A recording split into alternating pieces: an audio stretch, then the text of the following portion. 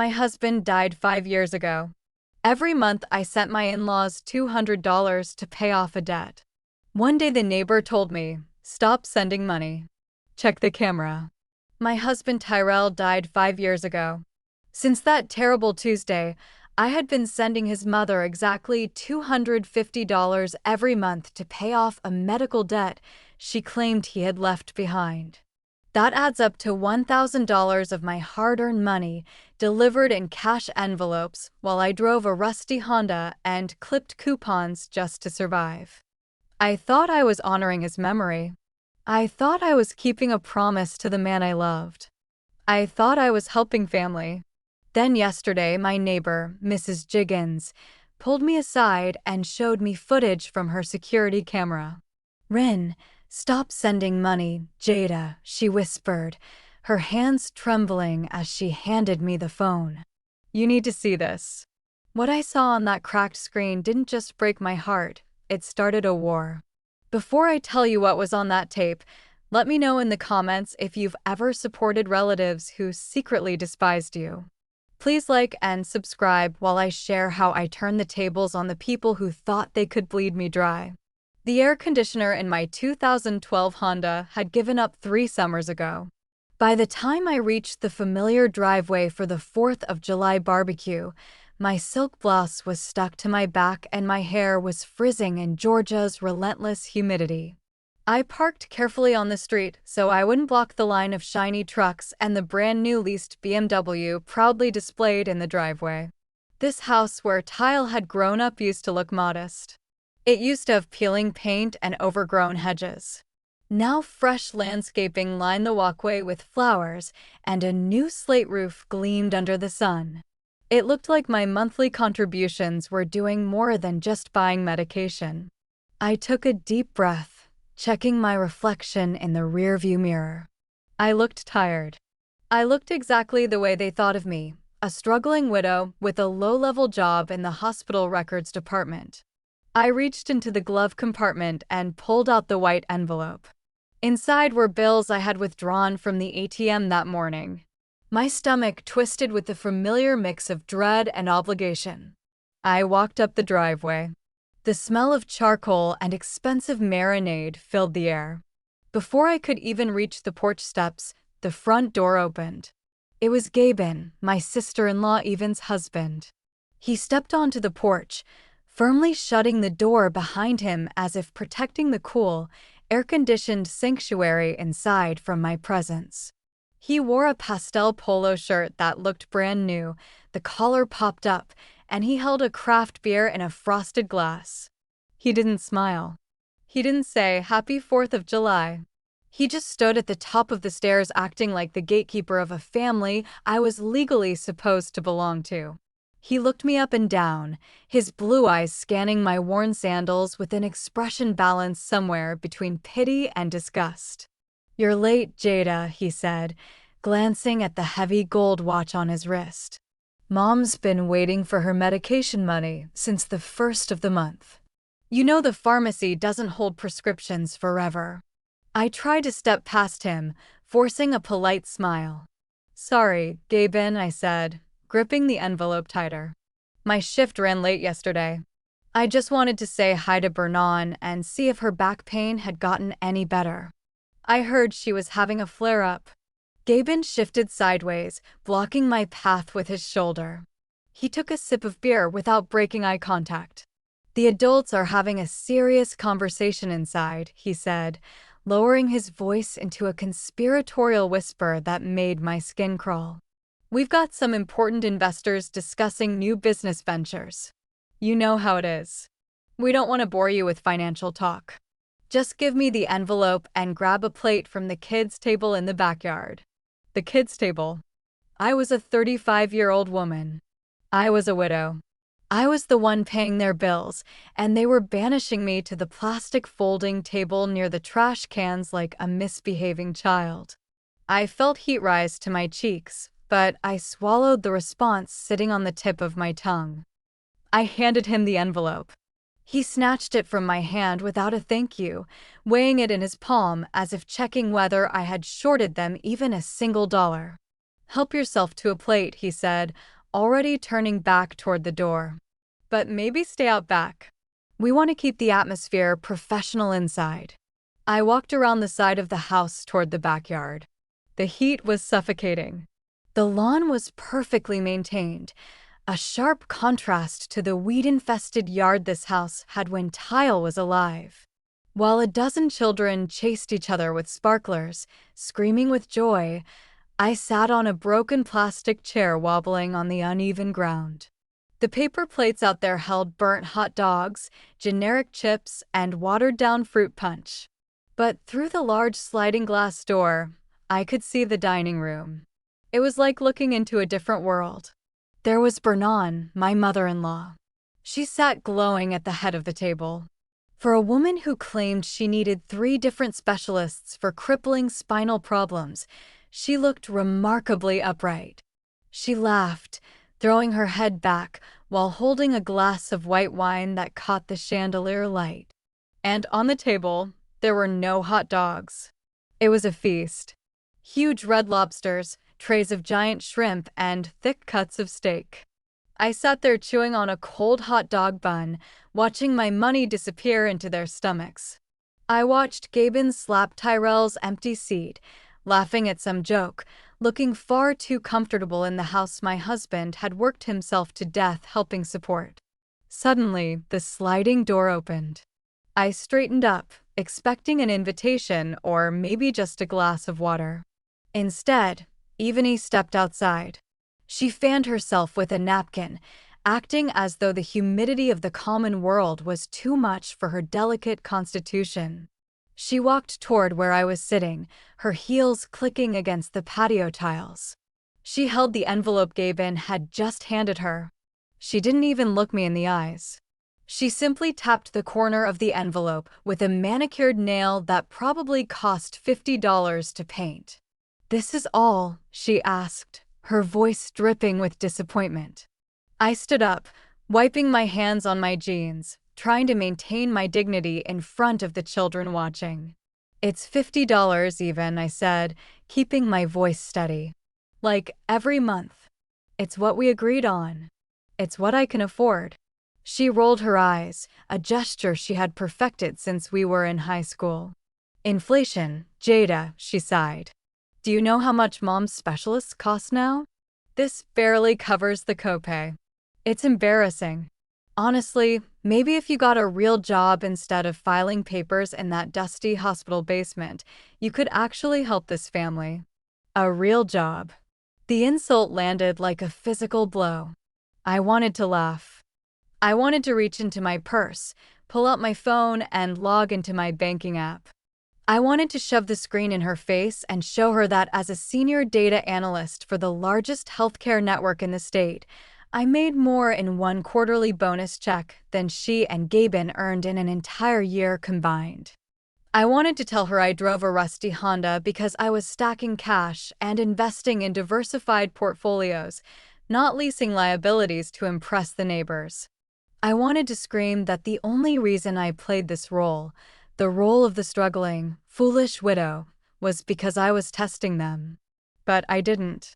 Because 5 years ago, while the machines beeped and Tile took his final ragged breaths, he had grabbed my hand. His grip was weak, but his eyes were desperate. "Take care of them, Jada," he had whispered. "They're bad with money, they're selfish, but they're my blood. Please promise me you'll help them." That promise was a chain around my neck, choking me a little more every day. I looked at the expensive hair extensions, the diamond earrings, and then at my own scuffed shoes. "I'm doing the best I can," I said quietly, the lie tasting like ash in my mouth. "Tell Vernon I said hello." I picked up my purse. I didn't wait for an answer. I didn't say goodbye to the children. I turned and walked down the driveway, leaving behind the smell of expensive seafood and the sound of their mocking laughter. I climbed into my hot car, the leather seat burning my legs. As I drove away, I wiped a single tear of frustration from my cheek. I told myself I was being the bigger person. I told myself I was honoring Tyrell. I had no idea that back inside the house, Gaben was already laughing, toasting to the fool who paid for their feast. And I certainly didn't know that this would be the last time they would ever see me cry. My hands trembled as I fumbled for the keys to my Honda. The humidity was unbearable, but it was the humiliation that made it hard to breathe. I just wanted to get home, hug my son Leo, and wash the smell of charcoal and rejection off my skin. I had just put the car in reverse when I saw a hand waving frantically from the other side of the fence. It was Mrs. Higgins. She was 72 years old and spent most of her days tending her award-winning hydrangeas, which gave her a perfect view of everything happening on our street. Normally, she would just wave politely at me, but today her expression was urgent. Her eyes were wide behind her thick glasses, and she motioned for me to shut off the engine. I rolled down the window, expecting her to ask about the noise or maybe complain that Gaben had parked his truck on the sidewalk again. But at first, she didn't say a word. She simply reached through the open window and grabbed my arm. Her grip was surprisingly strong. Her skin felt dry as paper, but her hands were warm. "Jada, honey, you need to get out of the car," she whispered. Her voice was shaking. I frowned, confused by the intensity in her eyes. "Mrs. Higgins, I really should go. Leo's waiting for me, and I don't think I can handle any more conversations today." She shook her head firmly, cutting me off. "No, you don't understand. You need to see this right now. Come to my porch. It's about what happened after you left." Something twisted in the pit of my stomach. It was that instinct you get right before a car crash, the split-second realization that impact is inevitable. I shut off the engine and stepped into the suffocating heat. I followed her up the wooden steps to her porch, crowded with ceramic gnomes and wind chimes. She didn't offer me iced tea like she usually did. Instead, she pulled out her smartphone. The screen was cracked in the top corner, but the image was clear. It was the live feed from her Ring doorbell camera, perfectly aimed at the side yard of my mother-in-law's house. I looked at the timestamp on the video. It was from 5 minutes ago. The footage showed me walking away with my head down and my shoulders slumped. I looked defeated. I looked exactly like the pathetic widow they wanted me to be. As soon as my car disappeared from the frame, the audio picked up laughter. It wasn't joyful laughter, it was the sharp, ugly sound of people who had just gotten away with something. I leaned closer to the phone screen. In the video, Gaben was holding the envelope I had just given him. He wasn't taking it inside to burn on. He was opening it right there in the yard. He pulled out the cash and fanned it out like he was in a rap video. "Look at this," he mocked, his voice crystal clear through the camera microphone. $250 like clockwork. Honestly, I didn't think she'd pay this month after even made that comment about her shoes. Even stepped into frame holding a champagne glass. She snatched the cash from Gaben and stuffed it into her bra. "She's a cash cow," even laughed. "A stupid, reliable cash cow. 5 years, Gaben. 5 years she's been paying us thousands for a medical debt that doesn't even exist. I swear she's the smartest dumb person I know. She works at a hospital, but it never occurs to her to check the billing records."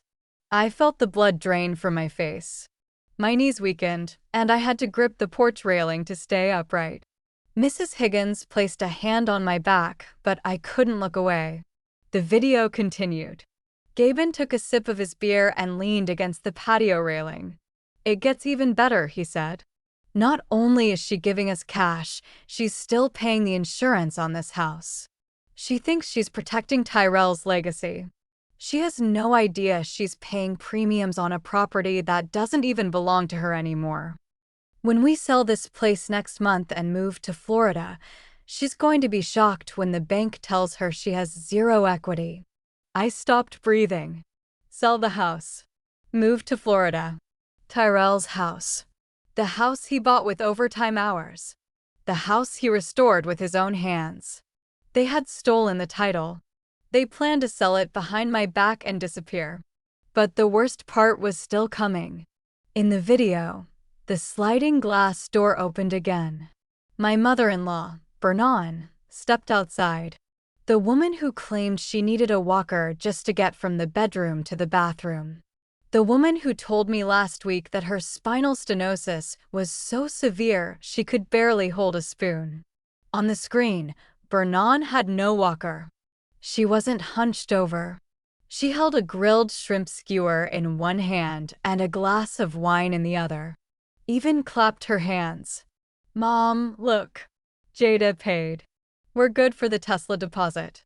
Bernan threw her head back and laughed. It was a deep, guttural laugh that made my skin crawl. Poor thing, Bernan said. She really thinks she's a martyr. She thinks she's suffering for Tyrell. Well, Tyrell is dead, but he's still making money for his mama. That's a good son. Then she did something that shattered the jagged pieces of my heart that were still left. Bernan, the invalid, the fragile old woman, started dancing. She swayed her hips, rolled her shoulders, doing a perfect salsa step across the patio while Gabin and even clapped and cheered. She moved with the agility of a woman 20 years younger. There was no pain, no disability, only fraud. Pure, calculated, malicious fraud. The video ended. The screen went black. Mrs. Higgins set the phone down on the small wicker table.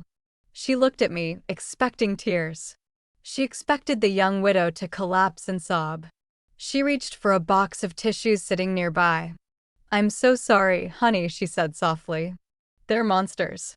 I knew something was wrong when I saw her gardening last Tuesday without her cane, but I never imagined this. Go ahead and cry. Let it out. But the tears never came. I stood there staring at the blank phone screen. A strange feeling spread through me. It started at the base of my neck and traveled all the way to my fingertips. It was cold. Ice cold. The suffocating pressure I had felt earlier disappeared. The humidity no longer bothered me. The confusion was gone. In its place was crystal clear clarity. For 5 years, I had seen the world through the lens of grief. I looked at Bernan and saw the woman who gave birth to my husband. I looked at Gabin and saw the siblings Tyrell had tried to protect. My emotions had been the variable corrupting the data. I had been operating with flawed information. But now I had the raw data. I had the facts. I'm a senior data analyst. My job isn't filing papers. My job is to look through millions of lines of code to find patterns, detect anomalies, identify where resources are bleeding out, and stop the hemorrhage. I find the cancer in the system, and I cut it out. At that moment, I realized my life was just another spreadsheet, and I had finally found the error. I looked at Mrs. Higgins. My face was dry. My pulse was slow and steady. "Can you send that video to my email?" I asked. My voice sounded different, even to me. Lower. Deeper. Missing the tremble of a victim. Mrs. Higgins blinked, surprised by my calmness. "Of course, honey. But what are you going to do? Are you going to confront them? Are you going back there to scream at them?" I looked over the fence at the roof of the house my husband built. I could still hear the faint sound of music coming from their backyard. They were celebrating. They were toasting to their cleverness, thinking the game was over. I have no idea the game had just begun. "No," I said, smoothing my skirt. "I'm not going to scream. Screaming is for people who don't have power. I'm going home. I'm going to make dinner for my son, and then I'm going to open my laptop." I got back into my car. I didn't slam the door. I started the engine and drove away slowly, obeying the speed limit. As I turned the corner, I looked in the rearview mirror one last time. I saw the house not as a home, but as an asset. I saw them not as family, but as liabilities. They wanted a cash cow. They forgot that when you corner an animal, eventually it stops giving milk and starts using its horns. I picked up my phone and dialed a number I hadn't used in years. It belonged to a private investigator I used to hire for background checks at the hospital. "Hey, Marcus," I said when he answered. "It's Jada. I've got a job for you." I need you to pull the property records for 42 OT Street. And Marcus, I need you to dig deep. I want every credit card, every loan, every signature connected to Tyrell Jackson's name over the last 5 years. I hung up the phone. A small, cold smile appeared on my lips. The grieving widow died on Mrs. Higgins' porch. The woman driving the car was someone they had never met before. And by the time I was done with them, they would wish they had settled for cheap medication. The silence in my living room used to feel comforting, but tonight it felt heavy with the weight of invisible ghosts. I checked on Leo one last time. He was fast asleep, clutching the teddy bear Tyrell had bought him just weeks before the accident. I closed his bedroom door softly and walked to the kitchen table, not to make tea, but to establish my command center. I pulled my laptop from my bag. To my in-laws, I was just a receptionist struggling to pay bills. They didn't know this laptop contained an encrypted VPN tunnel directly into one of the largest healthcare databases in the country. They didn't know the woman they mocked for driving a Honda was responsible for auditing millions of dollars in medical claims every quarter. I sat down and cracked my knuckles. It was time to work. The screen lit my face with a harsh blue glow as I bypassed the standard login and accessed the administrative files. My fingers flew across the keyboard. For 5 years, I had avoided looking at Tyrell's file. The grief had been too raw, and seeing his name beside the word deceased was pain I hadn't been ready to face. But tonight, the anger burning in my chest was stronger than grief. I entered his social security number. The system loaded for a moment before displaying the records from Mercy General Hospital dated 5 years earlier. I held my breath as I clicked on the billing tab. Bernon had told me the insurance company denied the claim. She had cried at my kitchen table while holding a fake bill, saying they owed $1,000 for the emergency surgery that failed to save him. She claimed she had taken out a predatory loan to pay it so Tyrell wouldn't be buried with debt. I scrolled to the final line. My heart hammered against my ribs. Account balance, $0. I blinked and leaned closer. I expanded the payment history. There it was in black and white. Blue Cross Blue Shield had paid the entire bill 3 weeks after his death. There was no outstanding balance. No loan. No debt. Every cash envelope I had delivered over the last 60 months had gone straight into their pockets. A wave of nausea hit me. I remembered the nights I ate instant noodles so I could save that money. I remembered wearing shoes with holes in the soles so Bernon wouldn't stress about the debt. They had looked me in the eyes at his funeral while his coffin was lowered into the ground and lied to me. But I didn't stop there. The data analyst in me knew that if there was one lie, there were always more. Anomalies never appear in isolation. I minimized the hospital window and opened my secure email.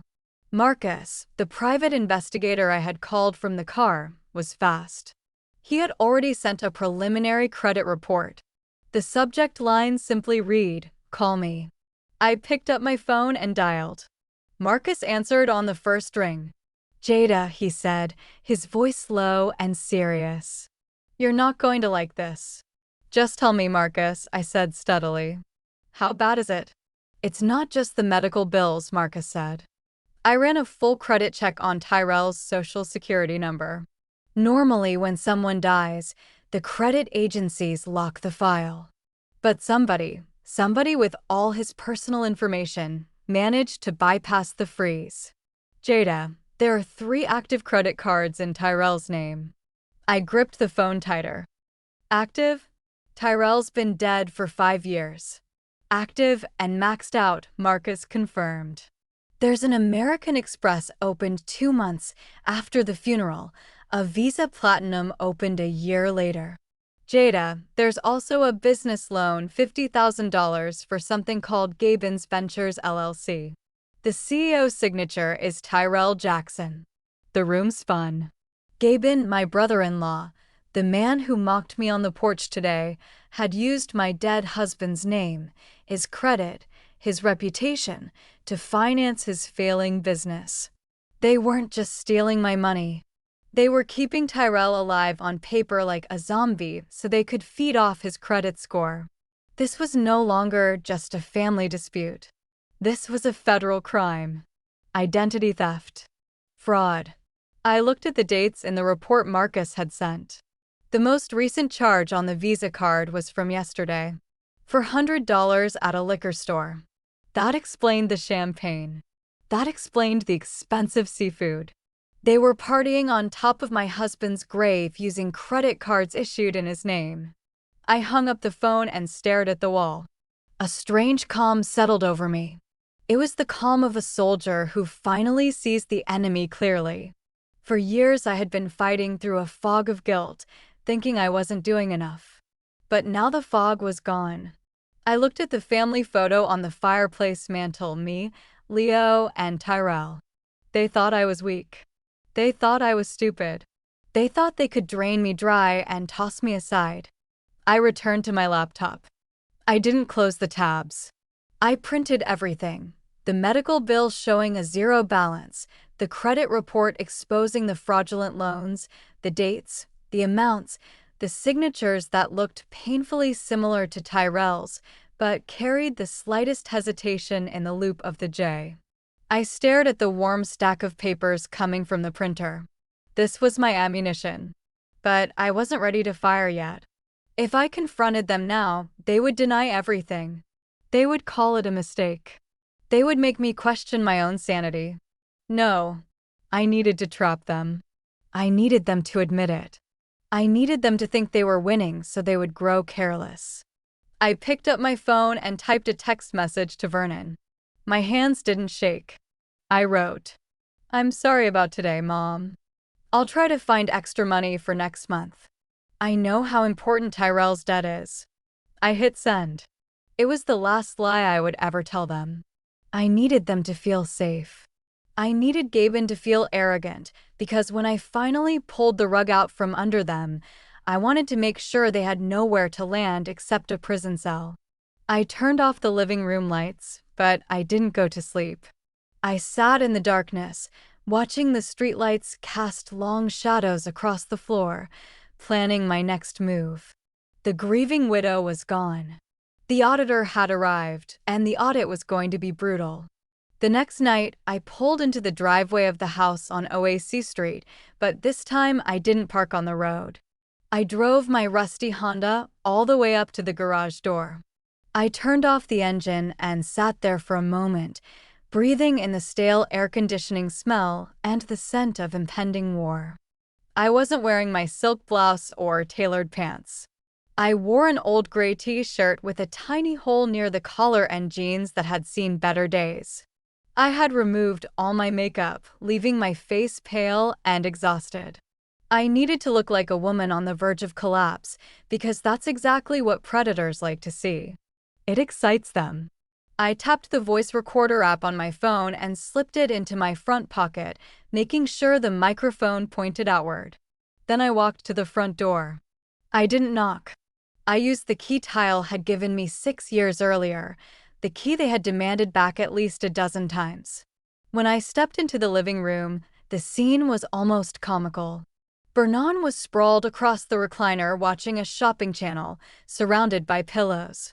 Even lounged on the couch scrolling through her phone while Gaben paced the floor, loudly talking on the phone about some investment opportunity that was guaranteed to fail. The room fell silent when they saw me. Gaben ended his call abruptly. "Well, look who decided to show up," he said, his voice dripping with sarcasm. "Did you bring the rest of the money, or did you just come begging for leftovers?" I clasped my hands in front of me, hunching my shoulders, trying to make myself appear smaller. "Sorry to interrupt," I said, keeping my voice low and shaky. "But we need to talk. It's about the money." Vernon muted the television. Her eyes narrowed instantly, losing the glazed look of boredom and sharpening like flint. "What about the money, Jada? Don't tell me you're short again.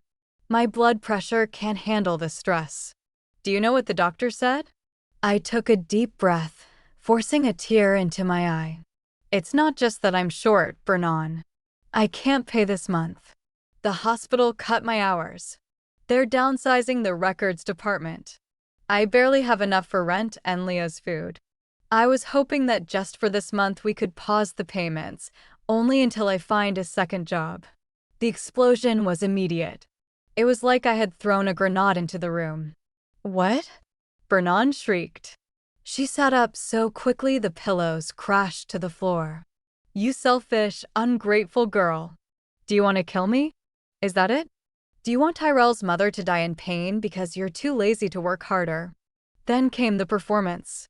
Vernon clutched her chest, grabbing at her blouse.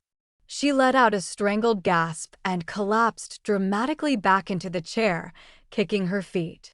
My heart, she moaned, staring at the ceiling. Oh, sweet Jesus, it's happening. The stress is too much. My heart is giving out. Even jumped to her feet, dropping her phone. Look what you did, she screamed, pointing a manicured finger at my face. You're giving her a heart attack. Are you happy now? I stood there watching them. My face showed panic, but my mind recorded every detail. I noticed Vernon's skin wasn't pale. She wasn't sweating. Her breathing remained rhythmic despite the dramatic moaning. It was a performance worthy of a daytime soap opera, but terrible from a medical standpoint. Gaben slammed his hand onto the dining table, rattling a vase. That's enough, he roared. He stormed toward me, towering over my smaller frame, using his height to intimidate me. Listen to me, Jada. We are not playing around here. You think you can walk in here and cut off my mother's lifeline. I started crying, wiping my nose with the back of my hand. Gaben, please. I don't have any money. I checked my bank account this morning and it's empty. I don't care, Gaben spat. You have a legal obligation. Tyrell made a verbal contract to take care of his mother, and you inherited his debts. If you don't put $250 in my hand by tomorrow morning, I'm calling the police. The police? I asked, widening my eyes. Yes, the police, Gaben said, his face inches from mine. And then I'll call a lawyer. In the state of Georgia, abandoning a dependent elderly person is a crime. Jada, it's called elder abuse. I'll have you thrown in jail for neglect. And when you're sitting in a cell, guess who gets custody of Leo? Us. A cold spike of rage pierced my stomach at the mention of my son, but I buried it. This was the threat I needed. They were threatening to frame me for a crime in order to extort money from me. I needed them to go one step further. I needed them to demand something specific. I don't have cash, I sobbed, letting the tears stream freely now. Please don't take Leo. I'll do anything. Even stepped closer, her eyes glittering with opportunity. She looked me up and down, then glanced out the window at my car parked in the driveway.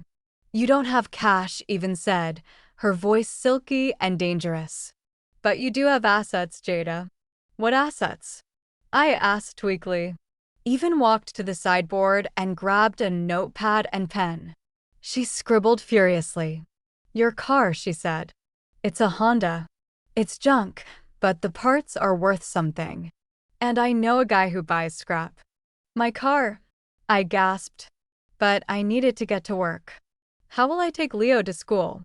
Not our problem, Vernon groaned from the chair, miraculously recovered enough to negotiate. You should have thought about that before deciding to stop paying your debts. Transfer the car to us as collateral. We'll hold the title. If you don't pay us double next month, $500, we keep the car. Even shoved the notepad into my hands. It was a crude contract written in blue ink. I, Jada Jackson, hereby surrender my 2012 Honda Accord to Gaben and Even Miller as collateral for unpaid debts owed to Bon Jackson. If payment is not made before August 1st, ownership of the vehicle transfers immediately. This was extortion. They were forcing me to surrender property under coercion based on a fraudulent debt. It was beautiful. I held the pen, my hand trembling violently. I can't believe you're doing this, I whispered. Tyrell would never want this. Don't say his name, Gaben hissed. Sign the paper, Jada, or I'll call the police right now and tell them you shoved Mom. I lowered the pen onto the paper. I let out a shaky breath. I signed my name, but not as Jada Jackson with the wide loops I use on checks and legal documents. I signed it with a tight, jagged scrawl that looked nothing like my official signature. I added a tiny, almost invisible dot after my last name. It was a marker I used in data verification. A marker for a corrupted file. A marker for a document signed under coercion. There, I said, dropping the pen. I signed it. Please let me go. Even snatched the paper and smirked as she checked the signature. She didn't notice the difference. She was too blinded by greed. Good, she said.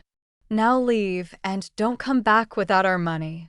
I walked out of the room, glancing at Bernan, who was now sitting upright and reaching for her wine glass, her heart attack apparently cured by the acquisition of a 10-year-old sedan. I walked to my car. My legs felt heavy, but my mind felt light. I sat in the driver's seat and locked the doors. I pulled the phone from my pocket and stopped the recording. I replayed the last minute. Gaben threatening to frame me. Bernan's miraculous recovery. Their demand for my car. I had them. I had them recorded committing extortion, fraud, and blackmail. I started the car and backed out of the driveway. As I drove down the street, the tears on my face dried. I caught my reflection in the rearview mirror. The tired, frightened woman was gone. In her place was a hunter who had just set the perfect trap. They wanted my car. They wanted my money. They wanted my son. They were about to discover they had just signed a contract with the devil, and I had come to collect their souls. I picked up my phone and called my lawyer. It was time to begin phase 2. It was time to introduce them to the real Jada. The morning sun was blinding as I climbed the stone steps of the Fulton County Records office. I had called in sick to work for the first time in 3 years. My supervisor sounded worried, but I told her it was a family emergency. She had no idea how true that was. I wasn't there to cry. I was there to dig up the truth. The air inside the building smelled like dust and bureaucracy. I took a number and waited. I needed to see the physical deed to the house on OAC Street. The online records were useful, but they couldn't show the nuances of ink on paper. They couldn't show the pressure of a pen or the hesitation inside a forged signature. When the clerk finally handed me the file, I carried it to a quiet table in the corner. I wore gloves not because of the heat, but because I didn't want to leave fingerprints on evidence. I opened the folder. The first document was the original warranty deed from 10 years earlier. I smiled sadly when I saw Tyrell's bold, confident signature. He had been so proud that day. He bought that house for his mother so she would never have to rent again. He paid the mortgage. He handled the repairs. It was his gift to her. I turned the page to the newest document. It was a quitclaim deed. A legal document used to transfer ownership of property from one person to another, usually between family members. At first glance, it looked standard.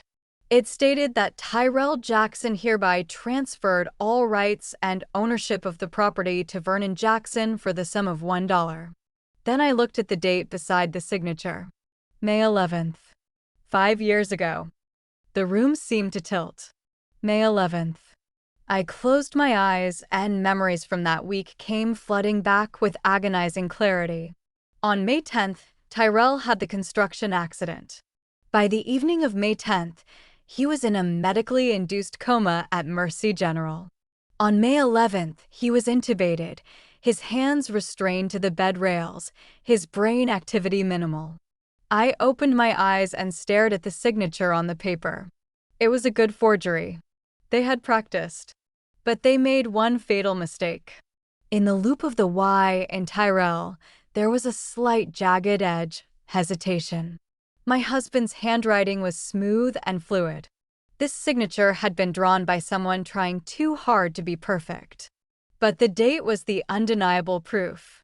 A man in a coma cannot sign legal documents. A man fighting for his life cannot meet with a notary public. I looked at the notary seal at the bottom of the page. It belonged to a woman named Patricia Lewis. I made a mental note to investigate her later. I suspected I'd find a connection to Gaben, maybe a friend of a friend, or somebody he bribed. But why? Why steal the house? Tyrell let Vernon live there for free. He paid the bills. Why did they need the title in their names so urgently that they would commit a felony while his body was still warm? I flipped to the next document in the file, and the answer screamed at me in red ink. It was a deed of trust, a mortgage document. 2 months after Tyrell's death, 2 months after they stole the title, Vernon and Gaben had taken out a home equity line of credit. The amount made me gasp out loud, causing the clerk to glance up from her desk. $300,000. The house had been completely paid off when Tyrell died. He hated debt.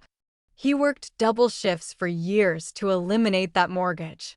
And within 8 weeks, his mother and her parasite son-in-law had drained every cent of equity from it. $300,000. Where did it go? Vernon still shopped at discount stores. They drove leased cars. They hadn't remodeled the kitchen. I pulled out my laptop right there at the dusty table and connected it to my phone hotspot. I logged into the credit monitoring portal I had set up the night before using Tyrell's stolen identity profile. I traced the loan disbursement.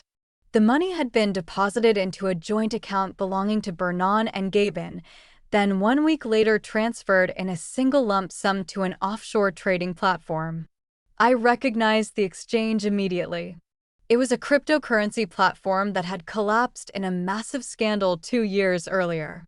I leaned back in the hard wooden chair and covered my mouth to stop myself from laughing hysterically.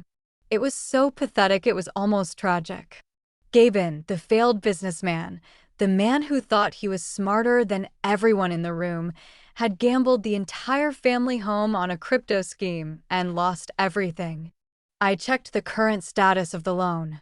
My fingers traced the line confirming my suspicions. The loan was delinquent. They hadn't made a payment in 4 months. A foreclosure notice had been filed the previous week. Foreclosure. The bank was coming for the house. The auction date was scheduled for 30 days from now. Suddenly, everything made sense. The desperation. The aggression. The $250 monthly payments. They weren't buying medication for Vernon's back. They were paying interest on the loan to keep the bank from seizing the property. But the interest rates had adjusted, the payments had skyrocketed, and my $250 was no longer enough. That's why they needed my car. They were going to sell my Honda for scrap to make one more mortgage payment, to buy themselves another month of time. They were drowning, flailing in deep water, and trying to use me as a life raft. I looked at the forged deed one last time. They had stolen my husband's legacy, gambled it away on a get-rich-quick scheme, and now they were about to lose everything. A normal person might have felt pity. A normal person might have confronted them and screamed. But I didn't feel normal. I felt surgical. If the bank foreclosed on the house, it would be sold to the highest bidder on the courthouse steps. The money would go toward the debt, and Gaben and Vernon would end up homeless.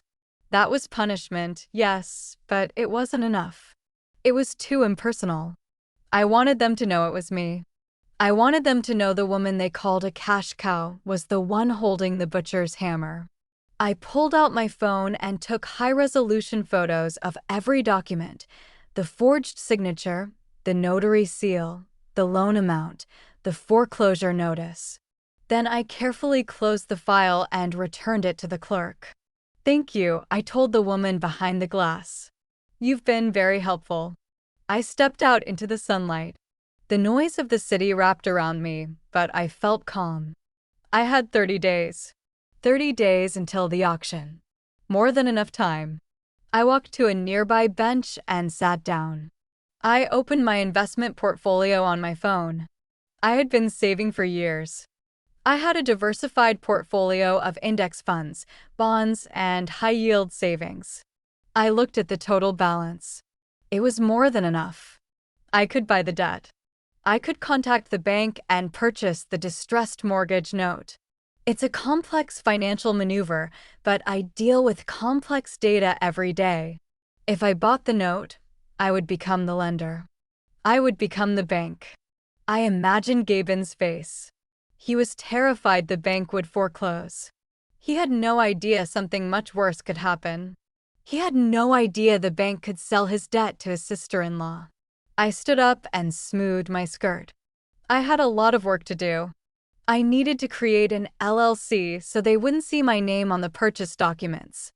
I needed to transfer funds. I needed to coordinate with my lawyer. But first, I had to play my role. I had to become the frightened, broke widow again. I had to let them think they had won. I had to let them believe taking my car had saved them. I unlocked my phone and sent a text message to Even. I hope the car helps. I'm taking the bus to work today.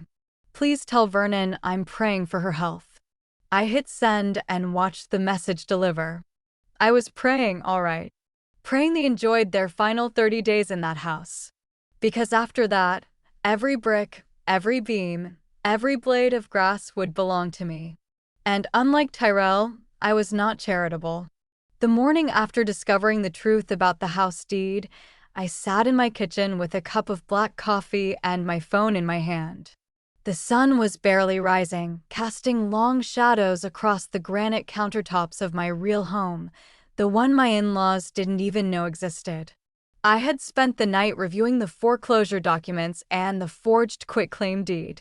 My anger had distilled into a cold, hard resolve. It was time to cut the cord. I opened my messaging app and created a group chat with Vernon, Gabon, and Even. I typed a message I had drafted a dozen times in my head. I can't keep doing this. I locked the door behind them with a soft click and folded my hands calmly in front of me. There must be some mistake, I said evenly. But please, inspect whatever you need. The social worker exchanged a quick glance with Officer Miller. Their entire posture shifted. They had walked in expecting chaos. Instead, they found order, stability, safety. Leo slowly climbed off the couch, clutching his space book against his chest. He stayed close to me, his small fingers wrapping around my hand. I felt him trembling. Miss Davis knelt slightly to meet his eyes. "Hi, Leo," she said gently. "Do you feel safe here with your mom?" Leo looked at me first. That nearly shattered me. My son was checking whether it was safe to answer. Then he nodded slowly. "Yes," he whispered. "My mom makes pancakes on Saturdays." Officer Miller's expression softened immediately. Miss Davis walked carefully through the apartment while I followed beside her.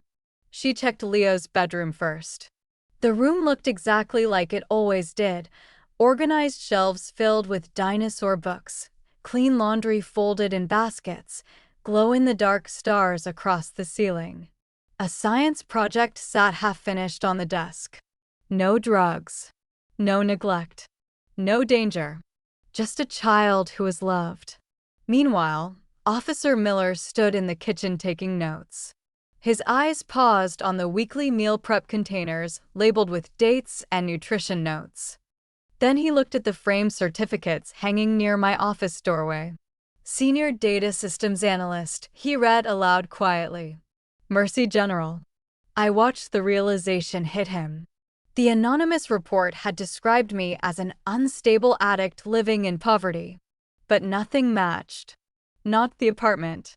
Not my career. Not Leo. Miss Davis returned from the hallway holding a small notebook Leo used for school spelling practice. She looked embarrassed now. "Mrs. Jackson," she said carefully, "I need to ask directly.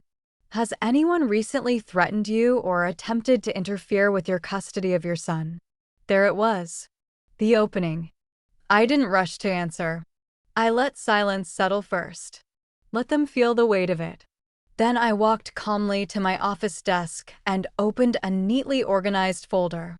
Inside were printed screenshots, photographs, police incident reports, the vandalism pictures, the Facebook slander posts, the hospital parking lot footage report, and finally, the audio transcript from the extortion recording. I placed the stack carefully on the coffee table. Yes, I said softly. Actually, they have. Officer Miller picked up the first page. His jaw tightened as he read. Miss Davis flipped through the screenshots, her expression darkening more with every page. Then she reached the school incident report. You filed this today? She asked. Yes. And the woman involved is the child's grandmother? Yes. She looked up at me sharply. And this same woman is the source of the anonymous CPS complaint? I met her eyes. I can't prove she personally made the call, I said calmly. But after I stopped financially supporting her and her family, my car was vandalized, defamatory posts appeared online, my child was approached at school, and now Child Protective Services receives a false narcotics complaint. Officer Miller exhaled slowly through his nose. That's retaliation, he muttered. Exactly. Miss Davis sat down at the dining table and closed the folder carefully. Her entire demeanor had changed now. She was no longer investigating me. She was assessing a harassment campaign. Mrs. Jackson, she said gently off the record, you need to document everything. Every call. Every message. Every interaction involving your son. I already have, I replied. I handed her a flash drive. Security footage from my workplace parking lot, I explained. You can clearly identify the individuals vandalizing my vehicle. Officer Miller took the drive immediately. And these online posts? He asked. Archived, time-stamped, and backed up to cloud storage. He nodded once, slowly. Professional. Prepared. Controlled. For the first time in 5 years, I saw what happened when the truth entered the room before Vernon did. Miss Davis looked toward Leo, who had curled back up on the sofa with his book. Then she looked back at me. I'm going to mark this report as unfounded, she said firmly. And I strongly recommend you speak with Family Court immediately regarding third-party contact restrictions. I almost laughed at the irony. The magistrate had dismissed me hours earlier. Now government investigators were practically building my case for me. As they prepared to leave, Officer Miller paused near the doorway. Ma'am, he said quietly, between you and me, whoever filed this expected us to find something ugly. He glanced around my apartment one last time. They didn't expect you. After they left, the apartment became silent again. Leo looked up nervously from the couch. Am I in trouble? He asked. I crossed the room immediately and knelt beside him. No, baby, I whispered, pulling him into my arms. You did absolutely nothing wrong. He buried his face against my shoulder. For the first time since the school incident, he finally cried. Real tears.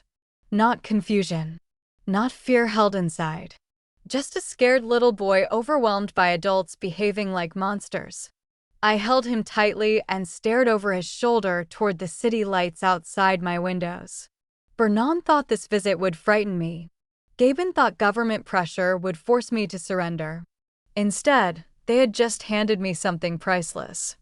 Official documentation proving a coordinated pattern of harassment and false reporting. And unlike them, I knew how to use evidence. No, I said quietly. We're done being clean. Rebecca was silent for a moment. When she finally spoke again, her voice had changed completely. The polished corporate attorney was gone. What remained was something colder. Sharper. Good, she said. Because after tonight, this stopped being a financial dispute. They weaponized CPS against your child. That changes everything. I sat down slowly at my desk while Leo slept down the hall. The city lights reflected across my dark monitor screen like fractured glass. What are my options? I asked. Rebecca didn't hesitate. Tonight, she replied. We go nuclear. I leaned back in my chair, listening. First, she said, I'm filing emergency civil actions first thing in the morning. Defamation. Intentional infliction of emotional distress. Harassment. False reporting to a government agency. We subpoena the IP records tied to the fake Facebook account and the CPS complaint. I opened my laptop again automatically, already thinking 3 steps ahead. They used a prepaid VPN, I said. But Gaben reused the same browser fingerprint connected to the account that accessed the crypto exchange. I can correlate timestamps. Rebecca gave a short laugh. That's why I like you, Jada. Most clients cry. You bring forensic evidence. I pulled up the folder containing every screenshot, every audio file, every transaction log. But civil court isn't enough, I said. Not anymore. No, Rebecca agreed. It isn't. I heard papers shuffling on her end of the line.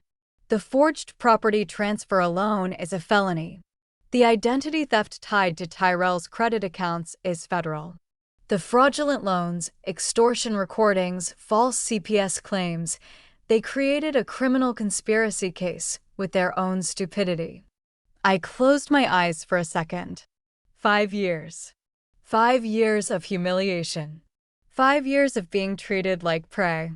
And now they had finally overplayed their hand. What about Leo? I asked quietly. I want them away from him permanently. You'll get it, Rebecca said immediately. Tonight's CPS visit actually helps us. The case was officially marked unfounded. That means they filed knowingly false allegations against a stable custodial parent. Family court judges hate that. I stared toward the hallway leading to Leo's room. He was scared, I admitted softly. He thought they were taking him away. Rebecca's tone softened for the first time. Then we make sure nobody ever scares him like that again. The rage inside me settled into something colder than anger. Something organized. Precise. A plan. Rebecca continued. Tomorrow morning, I'll also request emergency temporary, no contact restrictions involving Leo. School pickup authorizations revoked. Written notice to the district. We lock everything down. Good. And Jada? Yes. When this starts moving publicly, they're going to panic. I almost smiled. They already are. No, she said darkly. You haven't seen panic yet. Right now they think they're bullying a widow. Once federal investigators start asking questions about forged deeds and dead man credit fraud, they'll realize they're facing prison. Prison. The words settled heavily into the room. Not revenge. Not drama. Consequences. I opened the audio recording from the extortion night and replayed Gaben's voice through my speakers. Dash, if you don't pay, we'll take Leo. Rebecca heard it through the phone. Oh, that's beautiful, she murmured. That's coercion tied directly to custody intimidation. Can we use it? We can bury them with it. Outside my windows, thunder rolled faintly across the city's skyline. A storm was moving in. Fitting. Rebecca lowered her voice again. There's one more thing. What? The bank holding the foreclosure note. I straightened slightly. I already researched them, I said. The loan is distressed. I know, Rebecca replied. I checked after your email. The note is being packaged for secondary sale next week. My pulse slowed. There it was. The opening I'd been waiting for. If I buy the note, I said carefully, I control the debt. Yes. And if I control the debt, you control the house. Silence filled the line for several seconds. Then Rebecca asked the question that mattered most. Jada, are you absolutely sure you want to do this? I thought about Bernon screaming outside Leo's school. I thought about the fake medical debt, the forged signature, the vandalized car, the CPS report, the wink across the playground fence. I thought about Tyrell lying unconscious while they forged away his legacy before his body was even cold. Then I answered, "Yes." Rebecca exhaled slowly. "Then tomorrow," she said, "we stop defending ourselves." I looked at the growing storm outside my windows. Lightning flickered silently in the distance. "No," I replied. My voice sounded calm. "Final. Tomorrow we start collecting. Aquí tienes la traducción al inglés, aprox. 50 to 60 characters manteniendo el estilo narrativo." They crossed the line. They brought the government to my doorstep. "I want to activate Plan B. Plan B is aggressive." "Jada," Rebecca warned. "It's scorched earth. If we do this, there's no going back. We won't just take the house. We'll go after Gabin for fraud. We'll go after Bernan for the benefits she's claiming while dancing salsa. We'll trigger an IRS audit on Gabin's shell company. We'll bury them under so much litigation they won't be able to breathe." "Are you sure?" I looked at the closed bedroom door of Leo. I thought about the fear in his eyes when the police officer walked in. I thought about Gabin laughing on the porch. I thought about Bernan dancing while I clipped coupons. I want them to lose everything, Rebecca. I want Gabin in handcuffs. I want Bernan in a state facility. I want to buy the debt on that house, and I want to be the one standing on the lawn when the sheriff evicts them. Execute Plan B. Start tonight. I hung up. I felt no guilt. No remorse. I felt powerful. They had provoked the bear for 5 years. They had poked, prodded, and stolen. And now the bear was awake and hungry. The morning after the Child Protective Services visit, I didn't go to work. I sat at my dining table with my laptop open and a cup of cold coffee I had forgotten to drink. The rage that had burned inside me the night before had cooled into something solid and sharp. It was no longer fire, it was a weapon. I called my lawyer Rebecca and gave her the green light for Plan B. Plan B wasn't a legal maneuver. It was a trap. I knew Gabin's financial situation better than he did. I knew exactly how much was in his checking account. I knew the foreclosure auction on the house was in 3 weeks.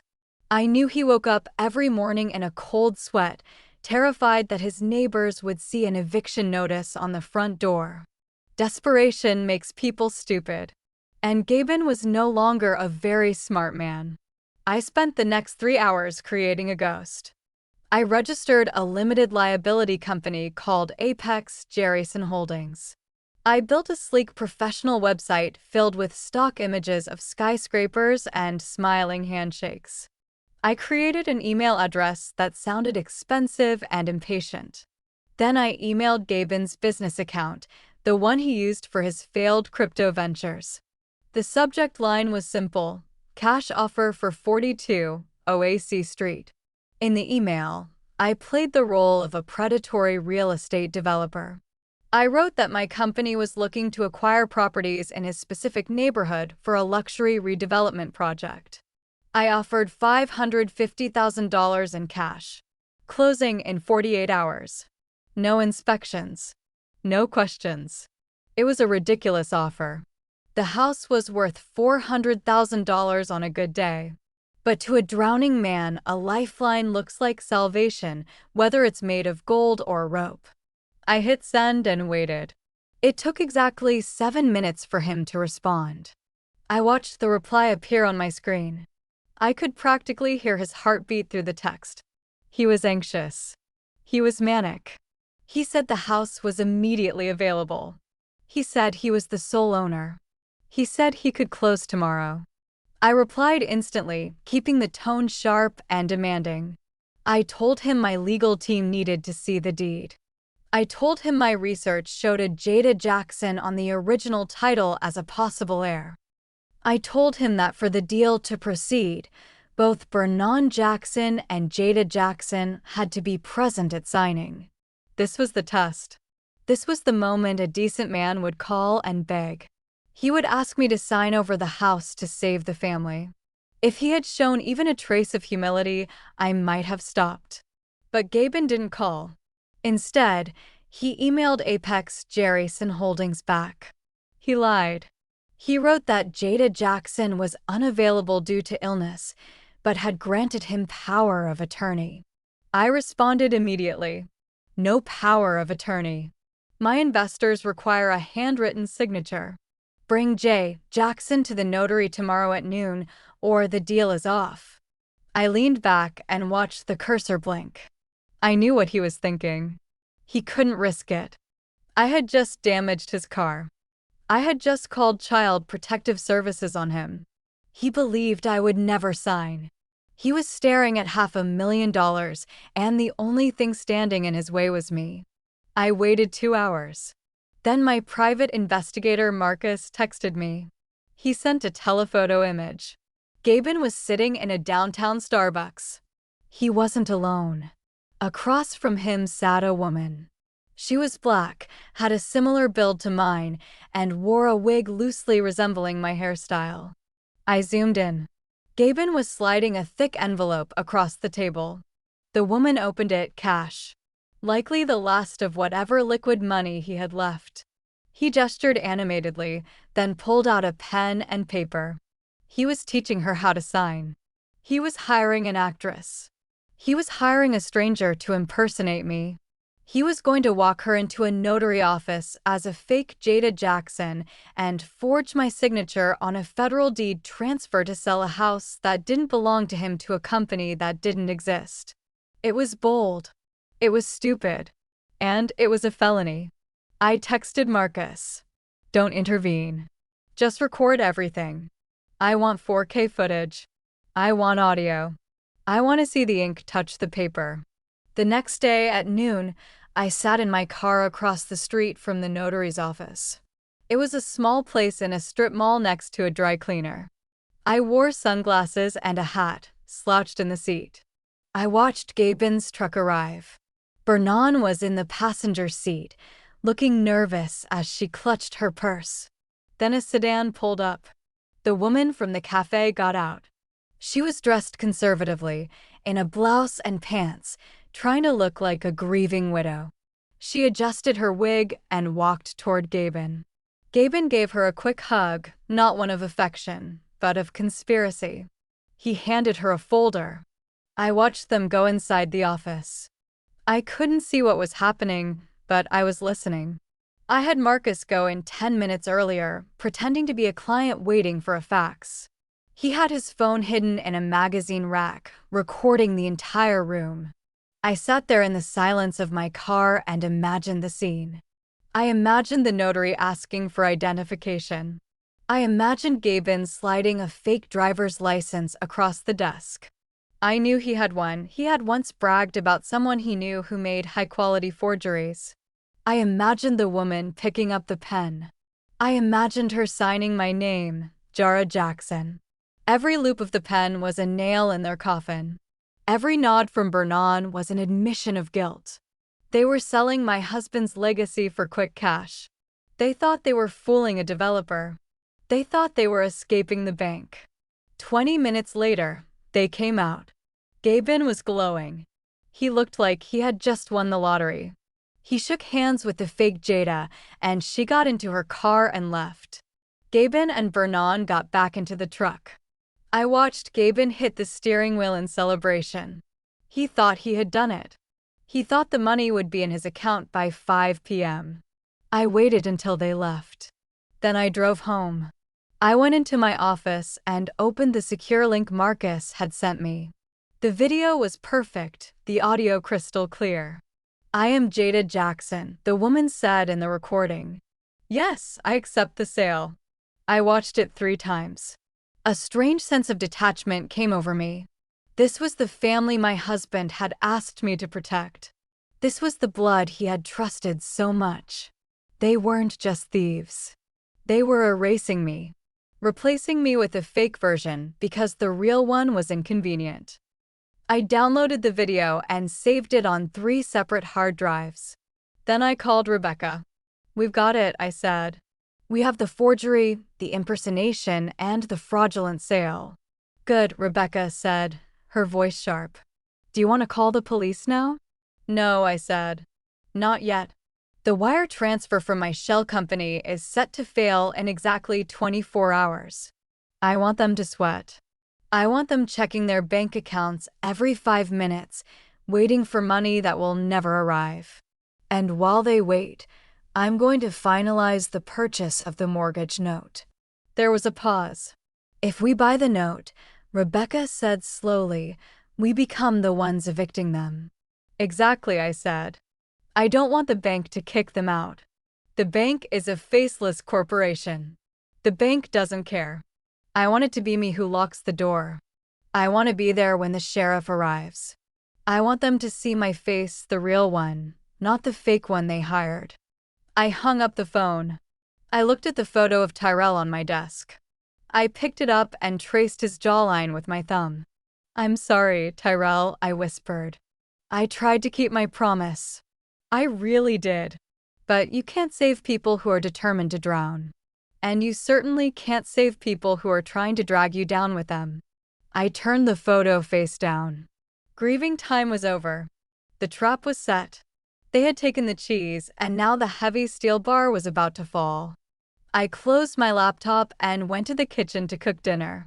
Tonight, we would have steak. I felt like celebrating. The conference room at Sterling Finch Law Firm was on the 42nd floor. It was designed to intimidate. Floor-to-ceiling glass walls showed a panoramic view of the Atlanta skyline, while the center of the room was dominated by a mahogany table that cost more than most people's cars. The air conditioning was set to a cold 18 degrees Celsius, and the smell of expensive leather and old money filled the space. I had chosen this place deliberately. I wanted them to feel small before I even walked in.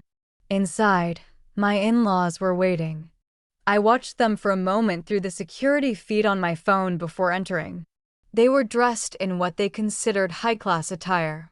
Vernon wore a wide-brimmed church hat and a sequin dress that was too tight for a Tuesday afternoon.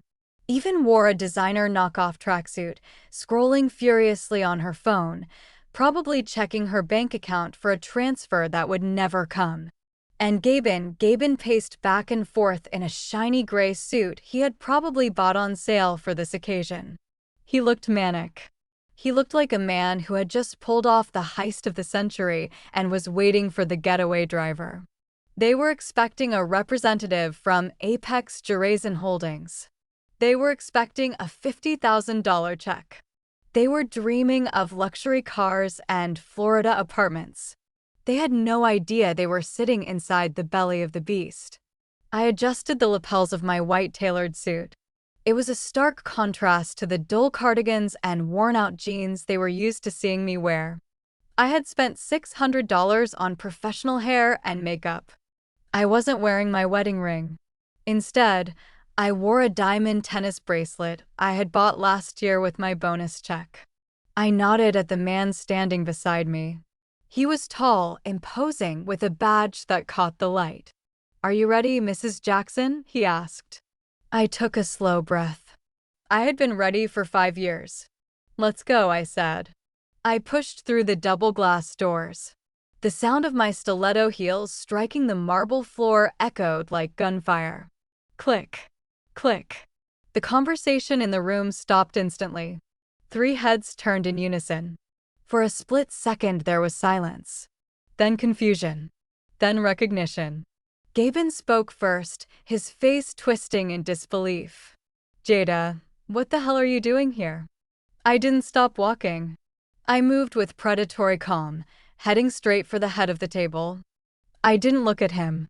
I didn't look at Vernon.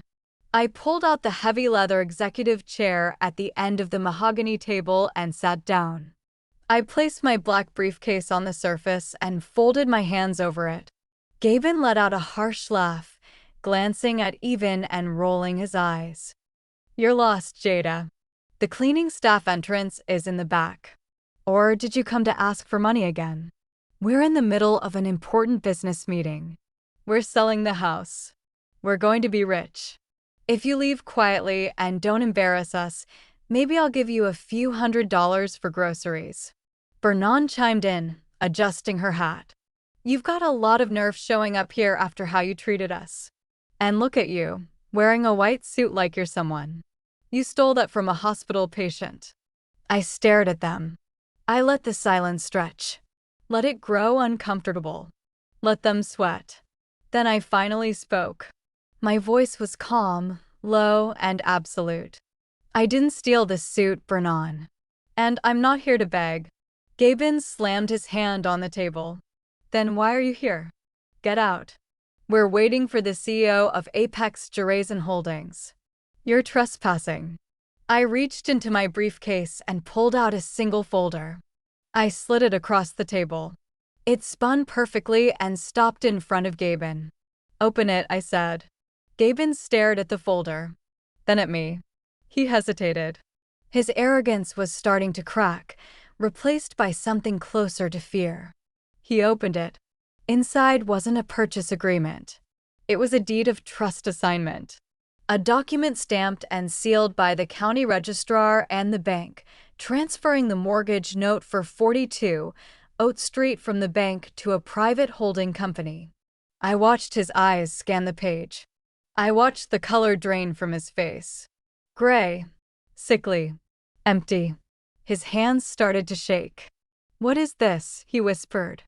I leaned back in my chair and crossed my legs. It's a notice of assignment of debt, Gabin. You see, when a mortgage goes into default and foreclosure becomes imminent, banks often sell off the bad debt to private investors to minimize their losses. I bought your debt this morning. Even snatched the paper from his hands. What does that mean? She screamed. What are you talking about? It means, I said, my voice slicing through her panic, that I am not your maid. I am not your cash cow. And I am certainly not the grieving widow you thought you could trample. I own your mortgage. I own your interest. I own your penalties. And as of 9 a.m. today, I am your new creditor. Vernon stood up so fast she knocked her chair over. You're lying. You don't have that kind of money. You drive a broken-down Honda. You live in an apartment. You are nobody. I signaled to the man standing silently by the door. He stepped forward, hand resting near his belt, his presence swallowing the remaining air in the room. The Honda was a choice, Vernon, I said calmly. Just like the $50,000 was a choice. I wanted to believe you were decent people grieving a loss. But you're not. You're parasites. And now I'm the cure. Gabin looked at the officer, then back at me. He looked like a cornered animal. But we have a deal, he stammered. Apex Gerazen Holdings. They offered $550,000. We signed yesterday. The money is coming today. We can pay you. We'll pay you double. I smiled. A cold, terrifying smile. Apex Gerazen Holdings doesn't exist, Gabin. I built it on a Sunday afternoon while my son was taking a nap. There is no investor. There is no money. There is only me. The realization hit him like a physical blow. He collapsed into his chair. His mouth opened and closed, but nothing came out. He finally understood. The woman he had called weak had outplayed him at every turn. Then even snapped. So you tricked us, she screamed, jumping up. That's fraud. Officer, arrest her. She deceived us. The sheriff stepped forward, his expression unchanged. Actually, he said heavily, the only fraud I see here is the attempted sale of a property you did not legally control, and the falsification of documents to do it. I reached into my briefcase again. This time I pulled out a tablet. I tapped the screen and turned it toward them. It was the notary video. The fake Jada signing. Gabin smiling. The handshake. All of it. Gabin Miller, I said, standing slowly and leaning over the table. The video on the tablet kept looping. Again and again. The woman in the wig signing my name with a flourish, while Gabin patted her shoulder like they had just closed a harmless business deal. In the silence of the conference room, the audio was deafening. You could hear Gabin's voice clearly saying he was glad to finally be rid of the property. You could hear the fake Jada laughing about how easy it had been. I watched Gabin's face as he watched himself commit a crime. The arrogance that had defined him for 5 years evaporated instantly, leaving only the raw panic of a man realizing the trapdoor had just opened beneath his feet. "That's not me, Gaben," I said, my voice slicing through the air like a blade. "That woman has a mole on the left side of her face. She's left-handed. I'm right-handed. And most importantly, she's an actress named Tiffany, who you hired from a Craigslist forum for $500 in cash." Gaben looked at me, his eyes wide and wet with fear. "How?" he whispered. "How do you know her name?" "Because I know everything, Gaben. I know about the Craigslist ad. I know about the prepaid phone you used to call her. And I know you walked into a federally insured notary office and committed fraud. That's not a family dispute. That's a felony." The sheriff didn't wait for permission. He stepped forward and pulled Gaben out of the leather chair. Gaben stumbled, his legs giving out under the weight of reality. When the cold steel of the handcuffs closed around his wrists, the sound echoed through the glass walls. A sharp, mechanical click that marked the end of his freedom. "You have the right to remain silent," the sheriff said calmly, his voice steady. "Anything you say can and will be used against you in a court of law." Gaben began to hyperventilate. "No, wait, no, you can't arrest me. I was just trying to help my mother. It was her idea. She told me to do it. She said Jada would never find out." I looked at Brennan. She was clutching her chest, but there was no performance this time. Her face had turned ashen gray. She stared at her son being handcuffed, her mouth opening and closing like a fish out of water. Her golden child, the one she had always protected, prioritized, excused, was being dragged down by the very greed she helped feed. "I'm not finished yet," I said. I reached into my briefcase again. Gaben stopped struggling. The room fell into complete silence. Even, who had been shrinking against the wall, froze completely. I pulled out a thick stack of papers. "Here is your full translation into English, continuing seamlessly from your text." It was a stark contrast to the dull cardigans and worn-out jeans they were used to seeing me wear. I had spent $600 on professional hair and makeup. I wasn't wearing my wedding ring. I wore a diamond tennis bracelet I had bought last year with my bonus check. I nodded to the man standing beside me. He was a tall, imposing figure with a badge that reflected the light. "Are you ready, Mrs. Jackson?" he asked. I took a deep breath. I had been ready for 5 years. "Let's go," I said. I pushed open the double glass doors. The sound of my stilettos striking the marble floor echoed like gunshots. Click, click. The conversation in the room stopped instantly. 3 heads turned in unison. For a fraction of a second there was silence, then confusion, then recognition. Gaben was the first to speak, his face twisting into a grimace of disbelief. "Jada, what the hell are you doing here?" I didn't stop walking. I moved with predatory grace, heading straight to the head of the table. I didn't look at him. I didn't look at Brennan. I pulled out the heavy leather executive chair at the head of the table and sat down. I placed my sleek black briefcase on the mahogany surface and folded my hands over it. Gaben let out a rough laugh, glanced at Even, and rolled his eyes. "You're lost, Jada. The staff entrance is in the back. Or did you come begging again?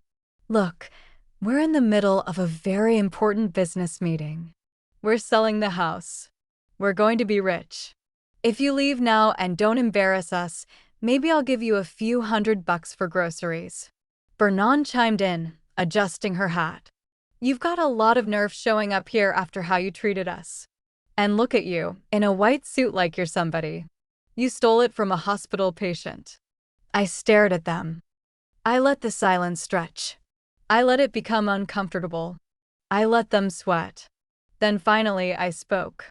My voice was calm, low, and carried absolute authority. "I didn't steal this suit, Brennan. And I'm not here to beg." Gaben slammed his hand on the table. "Then why are you here? Get out. We're waiting for the CEO of Apex Gerazen Holdings. You're trespassing.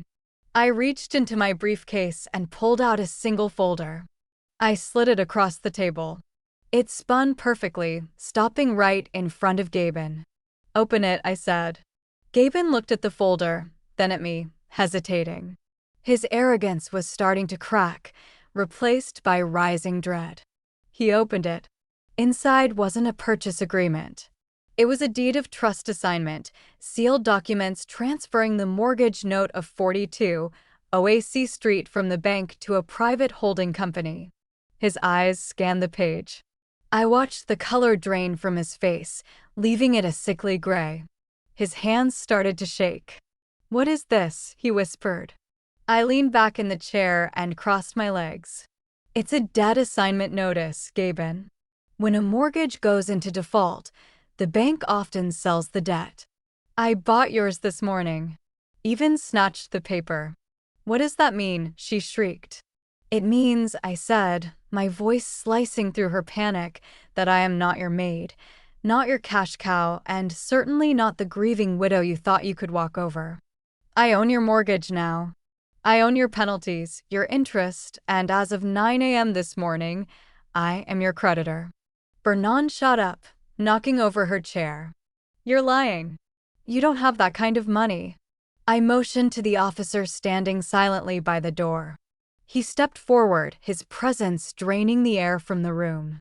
"The car was a choice, Vernon," I said. "Just like the $50,000 was a choice. I wanted to believe you were struggling with grief. But you were parasites. And now I'm the cure." Gaben looked between me and the officer. "But we had a deal. Apex Gerazen, $550,000. The money is coming today." I smiled. "Cold. Final. Apex Gerazen doesn't exist. I created it on a Sunday afternoon while my son was napping." Silence hit the room like a collapse. Even staggered. You're nobody. You're just a clerk." I tapped the screen of my laptop. A video appeared, the fake Jada signing documents, Gaben smiling, shaking hands. "That's not me," I said. "That's an actress named Tiffany. You hired her for $500 in cash." Gaben broke. He collapsed into his chair. "We were desperate," he whispered. The officer stepped forward. "Gaben Miller, you are under arrest for fraud, identity theft, and forgery." The cuffs clicked shut. A sharp, metallic sound. "Final." Even screamed. Vernon collapsed. And I didn't move. I had already won. "If you want, I can continue the next part in the same style or turn this into a cleaner movie/script format." Gaben was arraigned 2 days later. His lawyer, a public defender who looked overworked and exhausted, tried to argue for bail. He painted Gaben as a family man who had made a mistake out of desperation, but the judge wasn't interested in fairy tales. The evidence I had provided was overwhelming. The falsification video, offshore crypto accounts, and the massive scale of identity theft painted a very different picture. The prosecutor labeled him a significant flight risk. I sat in the back row of the courtroom and watched as the judge denied bail. Gaben looked at me one last time before the bailiff led him away. He was wearing an orange jumpsuit that clashed horribly with his pale complexion. There was no arrogance left in his eyes, only the empty stare of a man who knows he is going to prison for a long time. Even thought she had escaped the worst because she hadn't signed the deed. She was wrong. My private investigator, Marcus, had done his job too well. We traced the purchase history of the credit cards opened in Tyrell's name. We found thousands of dollars in charges for designer bags, shoes, and jewelry. All of it shipped to Evan's address. All of it signed for by Evan. Possession of stolen goods and credit card fraud are felonies. 2 days after Gaben was locked up, the police arrived at the apartment Evan was renting. I wasn't there to see it, but neighbors told me it was quite a scene. Everything was confiscated. The Louis Vuitton bags she had flaunted at church were placed into evidence bags. The car she drove was towed away. She was left standing on the sidewalk with nothing but the clothes on her back and a court summons. She wasn't going to jail yet, but she was facing financial ruin so complete she would never recover. The final act of this tragedy took place on the front porch of the house on OAC Street. The 24-hour eviction notice had expired. I pulled up to the curb in my new car. It wasn't a Honda anymore. It was a sleek black Mercedes SUV with tinted windows and that new car smell that screams success. I stepped out wearing jeans and a t-shirt. Today I didn't need a power suit. I just needed to be myself. The sheriff was already there, supervising the removal of their belongings. Boxes were stacked messily on the lawn. A few pieces of furniture sat near the curb, looking sad and displaced. Vernon was sitting in a plastic garden chair near the entrance, clutching a photo album. When she saw me, she stood up. She looked older than I had ever seen her. The malice was gone, replaced by pathetic fragility. She shuffled toward me with her hands outstretched. "Jada," she cried, her voice breaking. "Jada, please, you can't do this. I'm an old woman. This is my home. Tyrell grew up here." I stopped just out of her reach. "It's not your home, Vernon," I said calmly. "It's my asset. And Tyrell hasn't lived here in a long time. You made sure his memory was erased the moment you started spending his money on yourself." She dropped to her knees right there on the concrete driveway. She wrapped her arms around my legs, burying her face in my jeans. It was a scene straight out of a melodrama, but I felt nothing. My heart had turned to stone years ago. "Please, Jada," she sobbed. "I have nowhere to go. Even lost her apartment. Gaben is in jail. I can't live on the street. I'm your mother. Tyrell loved me. If you loved him, you wouldn't do this to his mother." I looked down at the woman crying at my feet. I remembered her dancing salsa when she thought I wasn't watching. I remembered her screaming at my child at school. I remembered the taste of instant noodles while she ate lobster. I bent down and firmly unwrapped her hands from my legs. I stepped back, brushing the dust off my jeans. "I love Tyrell enough to make sure you don't disgrace his name," I said. "And as for where you'll go, I heard even found a studio on the other side of town. It's small and in a dangerous neighborhood, but it's a roof over your head. You can sleep on its floor." "I can't live like this," Vernon whimpered, looking at me in terror. "I'm sick. I need care." "Then I suggest you use the same healthcare system I use," I said, turning away. "Or maybe you can pay for a private nurse with the money you stole." "Oh wait, you spend it all on crypto." I walked up the steps to the front door. The locksmith was waiting. I nodded, and he began drilling out the lock cylinder. The sound was loud and mechanical, drowning out Vernon's sobs. I stepped inside the house. It smelled of stale perfume and secrets. I walked through the empty rooms, staring at the walls where Tyrell's photos used to hang. They had been removed years ago to make room for mirrors and expensive-looking art that turned out to be cheap reproductions. I stood in the center of the living room and felt the ghosts fading. This wasn't a home. It was a crime scene, and I was finally cleaning it. I stepped back out onto the porch. Vernon was being helped into a taxi by Evan, who had arrived to pick her up. They looked at me with pure hatred, but said nothing. They knew I held all the cards. They knew one phone call from me could turn their civil problems into criminal ones. I watched the taxi drive away, taking the toxicity of my life with it. I turned to the locksmith. "Change all the locks," I said, "and install a digital keypad on the front door. I don't want anyone entering this house again without my permission." He nodded. "Understood, ma'am." I got back into my Mercedes and drove away. I didn't look in the rearview mirror. There was nothing behind me worth looking at. The following month was a whirlwind, but the good kind.